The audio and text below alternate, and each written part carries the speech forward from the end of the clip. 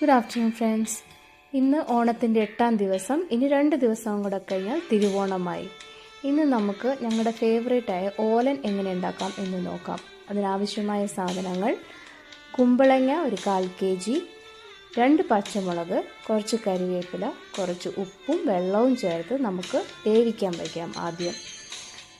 At the same time ഒരു 3-4 table spoon വൻപയർ നേരത്തെ കുതിർത്ത് വയ്ക്കണം. അതും നമുക്ക് കുക്കറിലിട്ട് വേവിച്ചെടുക്കാം. കുതിർത്തതാണെങ്കിൽ ഒരു 3 വിസിൽ കേട്ടാൽ വെന്ത് കിട്ടും.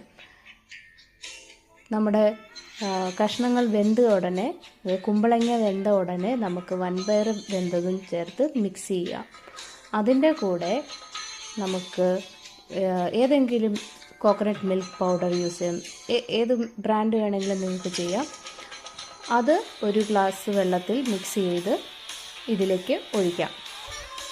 അതൊന്ന് ചൂടായി വരുമ്പോൾ, ഒന്ന് പതഞ്ഞ് വരുമ്പോഴത്തേക്കും കുറച്ച് പച്ച വെളിച്ചെണ്ണ ഒഴിച്ച് അതിൻ്റെ കൂടെ കുറച്ച് കറിവേപ്പിലയും ഇട്ട് വാങ്ങി വയ്ക്കാം. നമ്മുടെ ഓലൻ റെഡി. ഇത് ഭയങ്കര ടേസ്റ്റാണ്.